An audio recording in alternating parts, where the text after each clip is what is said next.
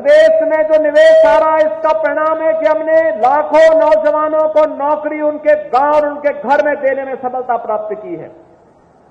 1,62,00,000 से अधिक नौजवान इस निवेश के माध्यम से अब तक नौकरी और रोजगार प्राप्त किए हैं।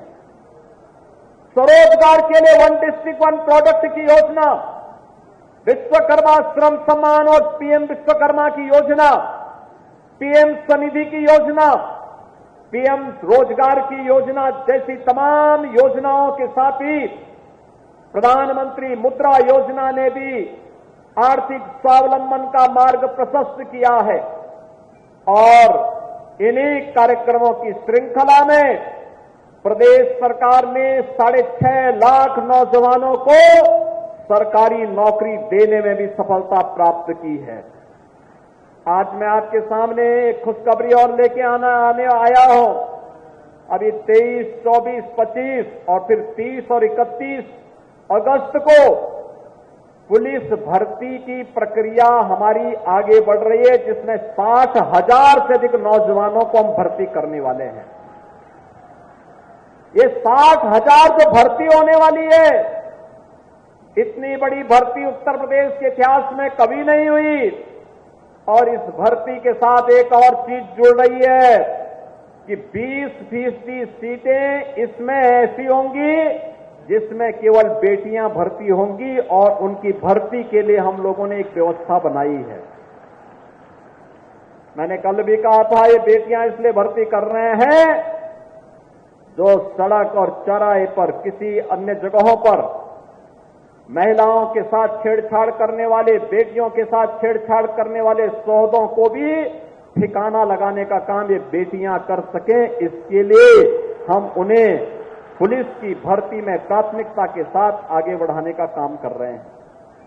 बहनों और भाइयों, एक तरफ मोदी जी बेटी पढ़ाओ बेटी बढ़ाओ के साथ आगे कार्य कर रहे हैं।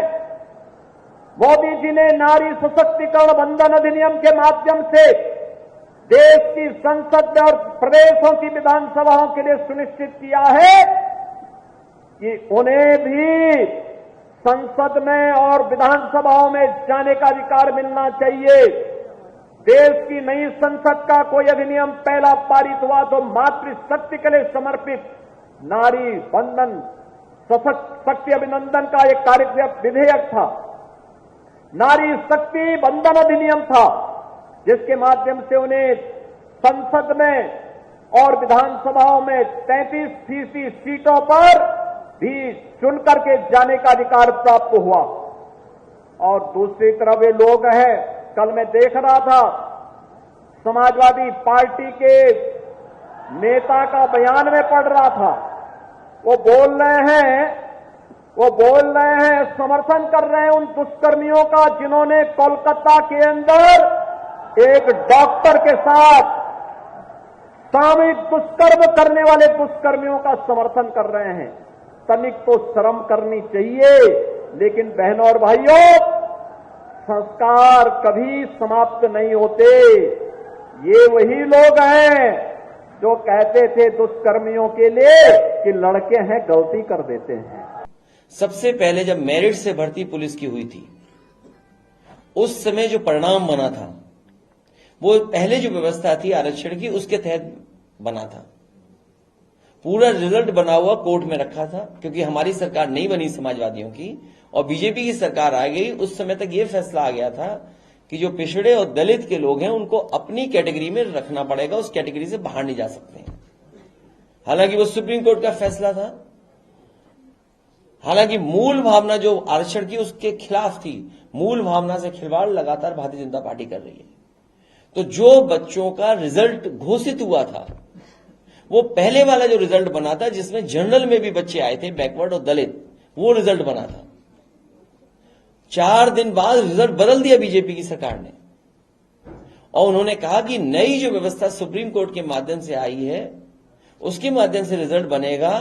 तो उस समय 1800 बच्चे पिछड़े और दलित के लोगों की नौकरी चली गई थी, क्योंकि जब जनरल से वो नीचे आएंगे तो उस कैटेगरी के बच्चों को बाहर निकाल दिया जाएगा। तो ये जितना कुछ घोटाला और घपला किया है, इस सरकार की जिम्मेदारी है। आरक्षण से खिलवाड़ सरकार ने की है। और सरकार अपना भ्रष्टाचार, अपना गलत काम छिपाने के लिए बच्चों के भविष्य से खिलवाड़ कर रही थी। ये मुख्यमंत्री की जिम्मेदारी है, और मुख्यमंत्री जी अगर रास्ता नहीं निकाल सकते 69,000 का, तो उन्हें कुर्सी छोड़ देनी चाहिए।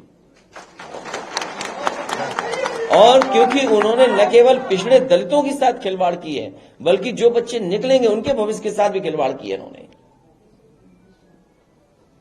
इसलिए उनको, जिन्होंने खिलवाड़ किए भविष्य से, उनको जवाब देना चाहिए कि आखिरकार उनके पास इतने बुद्धि वाले अधिकारी हैं, आखिर ये खिलवाड़ कौन कर रहा था, कौन खेल कर रहा था। तो इसकी जिम्मेदारी उन्हीं की है, विपक्ष की नहीं है। और ये जो उस पार्टी के लोगों के जो बार बार स्टेटमेंट आते हैं, वो ये कहते हैं कि नहीं, हम भी आरक्षण के पक्ष में, हम भी पिछड़ों के पक्ष में, हम भी जातीय जनगणना के पक्ष में। याद रखना, वो स्वार्थ में और बीजेपी को बचाने के लिए स्टेटमेंट देते हैं।